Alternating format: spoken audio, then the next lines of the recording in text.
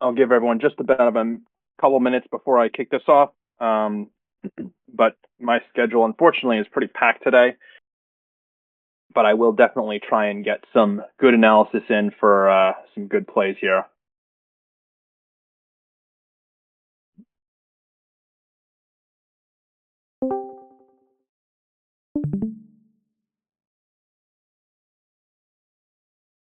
So I will start off by introducing myself. Those of you who do not know me, I'm Cipher.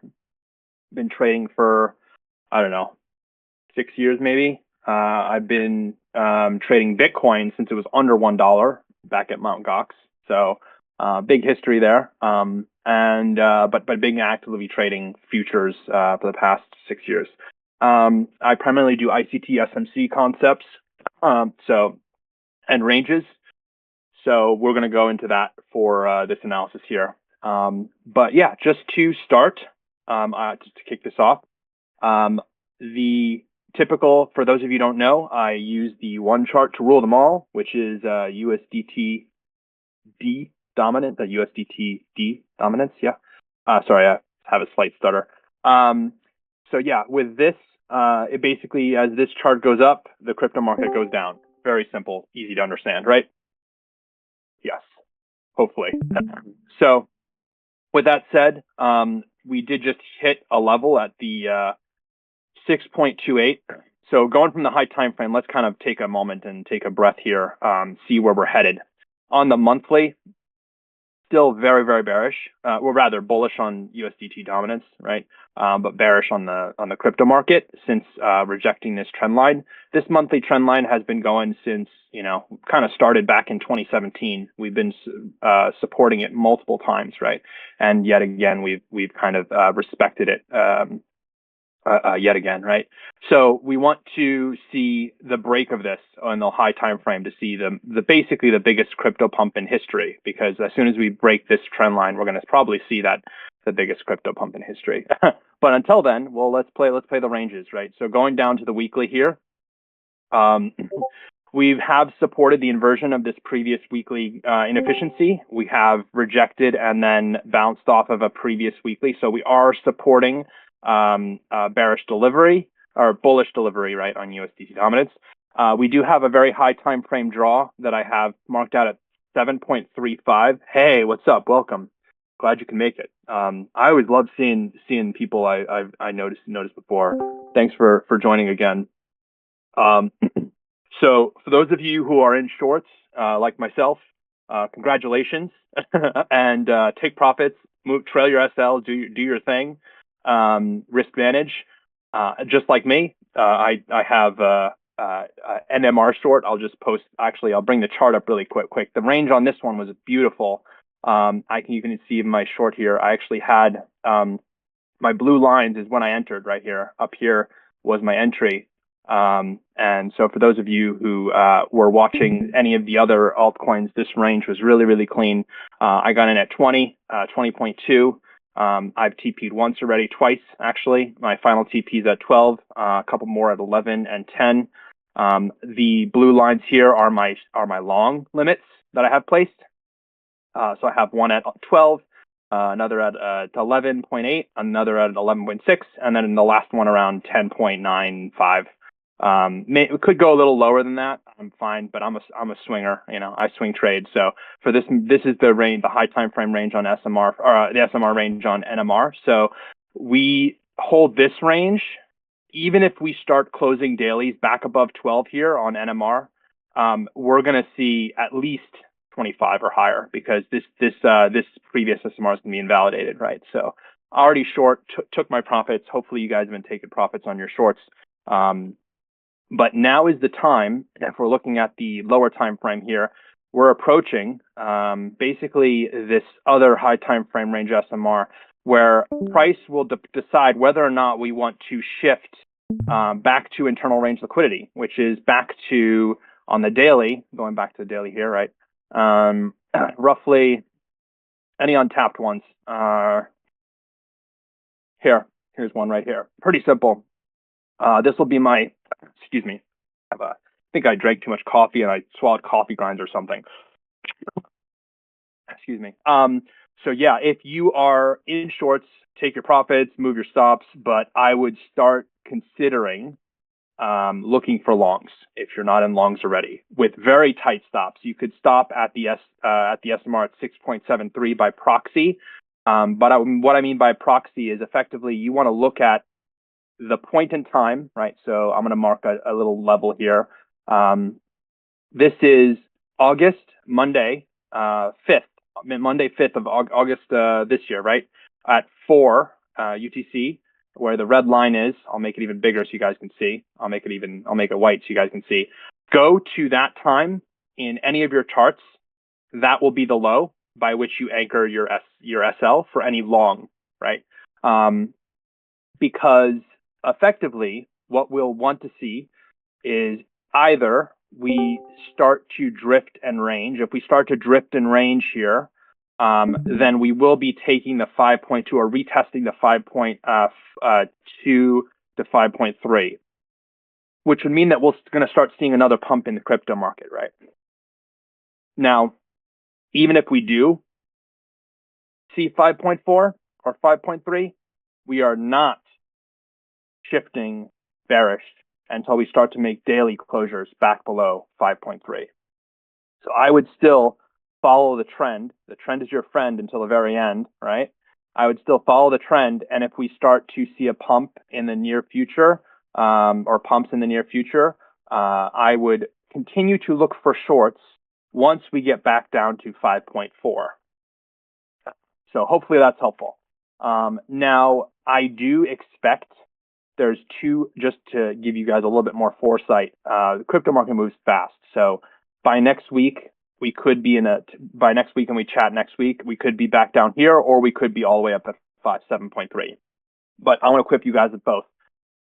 I would expect if we do trace back, it would be a slow trace back. However, if we do take the 7.3, I would expect it to be very, very fast because there's a lot of liquidity right here. And what we'd actually be doing is we would be effectively creating a new SMR from this previous consolidation before the long SMR was created. So you see down here, this was like the lowest low. I'll mark it out here. The lowest low before the previous lowest low. So at the 4.9, it kind of aligns with this gap I have outlined. I would expect what to happen is we would need to take the 7.3 and close back in really quickly. And if we do, then longs are on the table because we will immediately start going down to 4.9. So just be aware of that as well. However, if we do not close below the 7%, roughly the 6.7%, and we start consolidating here, it's going to be bad news bears. Bad news, well, good news for the bears, really. Good news for the bears, because what'll end up happening is we're going to start drawing towards all of these equal highs. There's some pretty strong ones up to 8.5 to 9.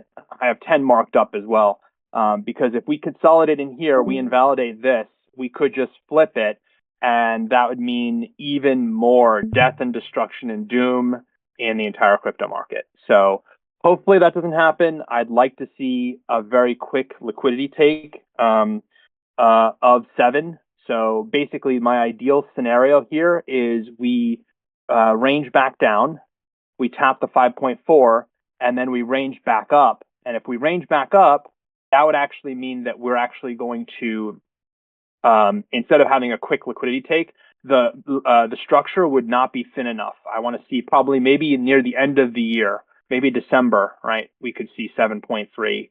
And then as soon as we start to close underneath 7, that is, I will definitively say to you guys that as soon as we tap 7.35 and then close dailies under 7, I'll even mark this out on the chart right here. Here's my mega green line.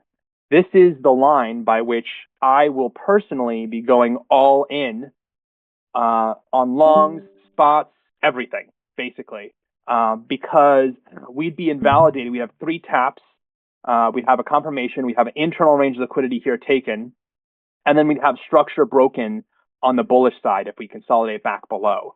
which the only thing that would mean that we would now be back in range and tapping that monthly trend line again, such that we could possibly break it, right? So that is what I want to see right now in USD dominance. Hopefully that helps you out.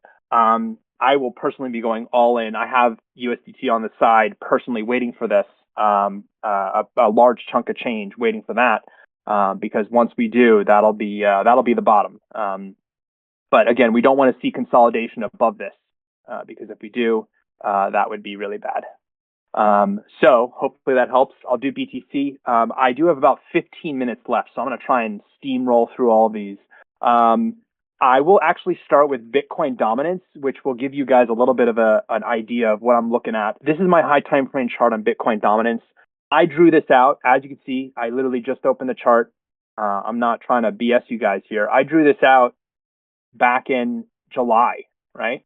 And it's followed my trajectory quite nicely. I'd actually expect it to, it's remounting this to 57%.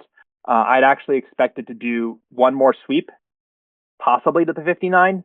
But at this point, we are topping off in Bitcoin dominance. Basically, what that means, for those of you who don't know, is liquidity will start shifting away from Bitcoin at the macro level and the long time frame level and into other coins, altcoins, et cetera, right?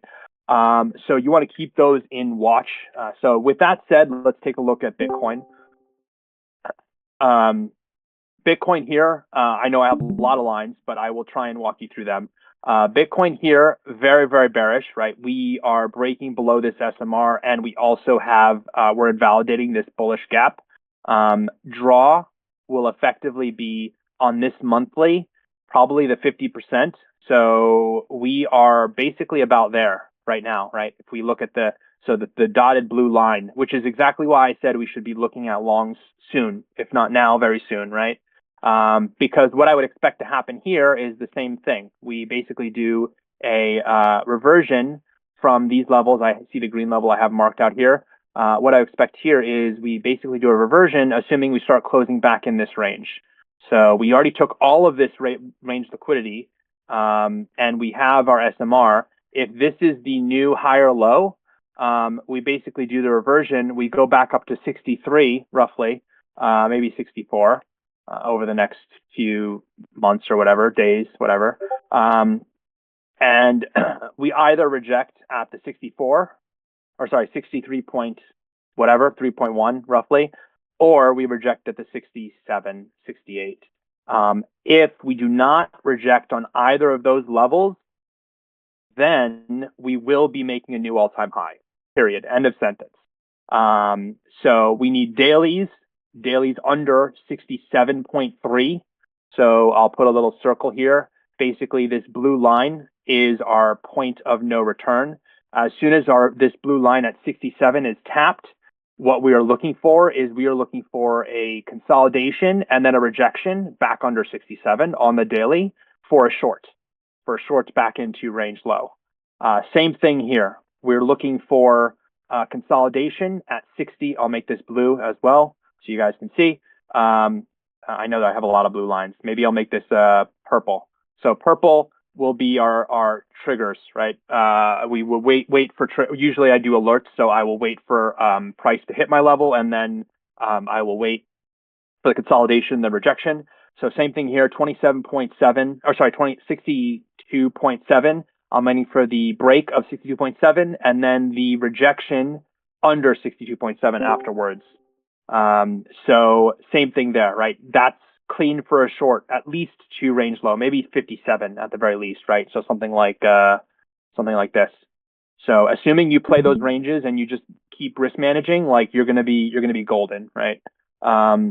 So last but not least, I will do Ethereum, and then I want to give you guys some time to shoot me your coins. Let me know what you guys want me to take a look at. Post it in chat, and I will take a look at them. So for Ethereum, actually, I'll pull up ETH BTC first, and I have this drawn up, and I drew this up back in May. Has been following my trace pretty nicely. The interesting thing here, though, is that I do see us taking out the low one more time. And if we hold this structure at 0.04 in the ETH BTC dominance, we will probably see Ethereum outperforming Bitcoin, at least in the next month, possibly. Yeah, next a couple weeks, 4 or 5 weeks, I could see I could see it happening. Excuse me. So going back to Ethereum, same thing here. Draw is low because we didn't have a market structure break. Getting some alerts here. We didn't have a market structure break, so draw will be, if we close literally right where we are right now on Ethereum, we are going to be taking this low at 2K. So effectively something like this, right? Roughly. I am currently in an ETH short, which is great. I've been trailing my stop in good profits. Just keep trailing. I have not taken a single bit of profits. I got in at 2453, right at this candle here, this green high candle right there. So I have stop loss actually in profits right now. So effectively waiting for the closure. The daily closure here, and then I'm actually going to keep trailing my stop loss probably at 2383. So just roughly keep trailing it until we start to break the 2K level. I want to see 2K broken. I want to see us breaking everyone has their stop loss, who has the incredibly bright idea of putting their stop loss at an even number of 2K. Because I don't know who in their right mind would probably think it's a brilliant idea to put my stop loss at a very, very psychological even number of 2,000, because the market will help me out and make sure that my long is going to be perfectly fine. News for you, buddy. That ain't happening. We're breaking it. So when we do break it, I want to see those stops taken. And on the weekly, I want to see us bounce probably roughly in the 1600. Yeah, so basically between the 1600, I'll put out the blues here. I'll put out these blues. These are the good blues. These are the blues for you and me, you guys who are smart enough to not be putting your stops at 2K. So once we take those stops, I would expect consolidation here on the daily. This is where it gets iffy, right? Because on the higher time frames, like we have really good and will support us, and we've actually respected it for the most part. So what I would say is, if you want to be crazy and absolutely insane and cool like me, you could anchor your stop directly at 1490, because that is basically the low of the weekly and monthly OB. So we do have a lot of confluence in that zone. If you want to take a long and also be absolutely crazy like me, then you could basically stagger your long limits. Roughly, there's one below this OB, that's on the fill, that's on the low, and then we have another one in this confluence level right here, right there, bam. So you could take one or any of those. I will probably take maybe these three if I was to take any, and anchor my stop at this level on if you want to take the Ethereum reversal. But again, this is a very wide range, right? So this is going to be a swing play for myself. But what we'll probably end up doing is we'll probably end up taking all of these levels. We'll start closing back above. And as soon as that happens and we start actually supporting this previous SMR and this order block, and then we start closing back above 1700, that is your cue to then go, basically not go all in, but scale in on your position and possibly move your stop up to the low that was created, right? So this is how you do swing trading 101, right? For those of you who do swing trading and work on the high time frames. But yes, hopefully that answers your questions or that's helpful. Oh, sorry, excuse me. Getting phone calls here in the middle of this. Okay, cool. Yes. So is there any other questions or coins you guys want me to take a look at? And I can jump in on them real quick for the next roughly 7 minutes. Oh, hey, Barrett, Colin, Sergio, Ferrer, welcome. Good to see you guys around again. No problem. Yeah, it's a tight schedule day for me, but I definitely wanted to take some time to at least give you guys a heads up. Buy spot ETH at 1900. Yep, there you go. Yep, see, Sherlock knows what he's doing too. He knows. We know. We know. So 19 for me, it might not be 1900. For me, it's going to be like because what's going to happen is we're gonna wick in and we might bounce, but then I would expect us to take one more low, right? So here, like if I was to draw it out for you guys, roughly something like this, I would expect to happen, right? Where we have, so yellow would be the path for price, where we basically wick into 1900, we do a bounce, but then we do an actual stronger wick. We do a stronger wick down to like 1700, and then bounce back above 1800 roughly. What's up, man? Yeah. Good game. Good game. Oh, beautiful, Colonel Sergio. See, you guys know what you're doing. See, if I asked you like who's anchoring their stop at 2K right now in a long, I know no one would be putting their hands up, which is great, which means you guys are learning something.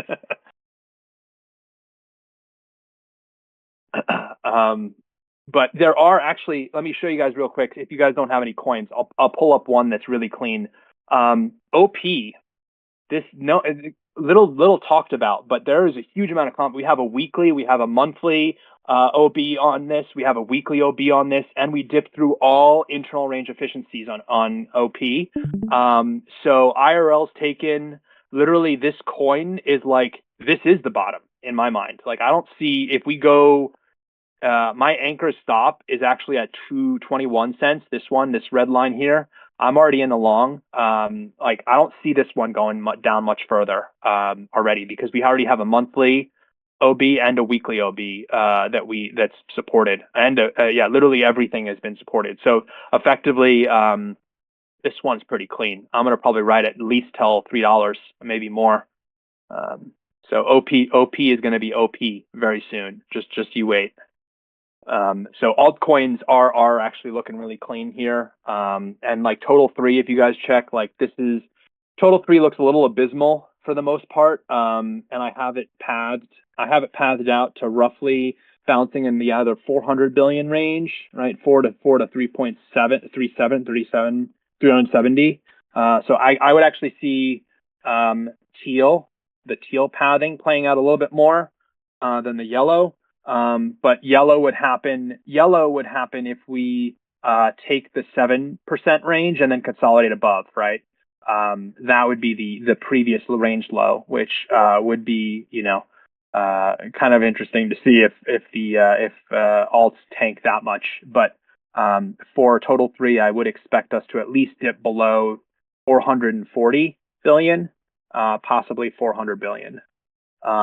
Cool. I'll do a couple coins for you guys. So let's see. AVAX. Yes, let's do some AVAX. Avalanche is a great coin, amazing, fast transaction speeds, good dev team, yada yada yada. So with AVAX here too, I haven't charted it in a long time. Interesting thing with AVAX is that these SMRs are just kind of a little iffy. They're too close. And I would expect us to, if we bounce here, this would be a good SMR. But the problem is that as soon as we bounce here, I'm going to update this drawing. We would need to do two new highs in order for this structure here to be validated, which would mean we would need to not only take 25, but we would also need to take 30, right, in order for this to shift bullish on the high time frame. Because even if we take 25, we're still going back to 10.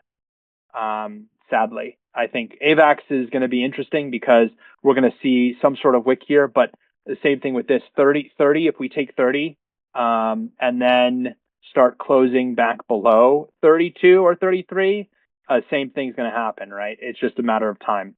For me, we've already consolidated below this previous range. So on the weekly, we have a little bit more room to go down, possibly to 15. So my buy zone is basically between $15 and $10 roughly on AVAX. But now is a good time to start watching it in my mind.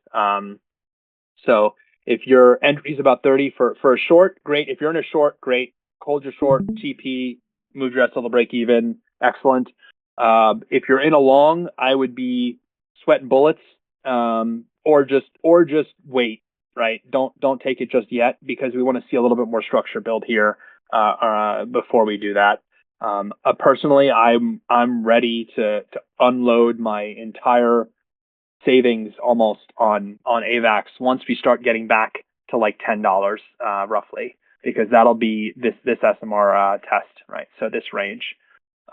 Cool. So any others before I run? I got to run in like 2 minutes. So first one who posts the coin gets the next 2 minutes of analysis. No problem. Glad to be of help. Cost.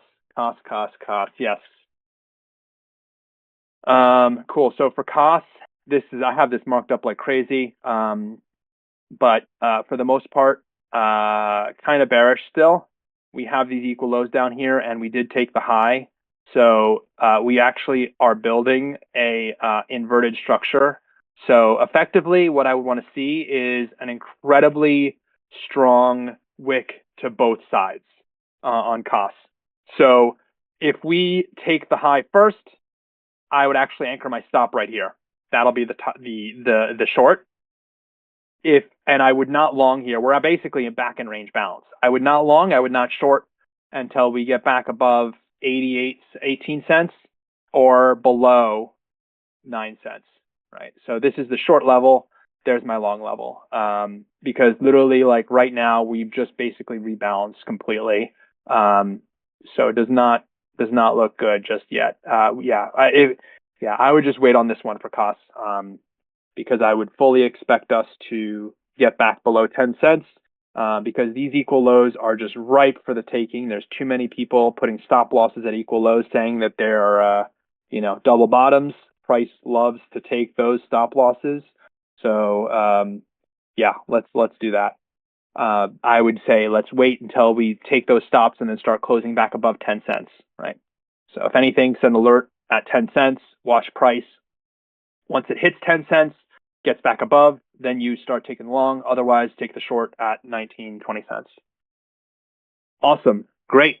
Thank you. Appreciate all you guys' time, and have a good rest of your day. I'll catch you all later. Stay green.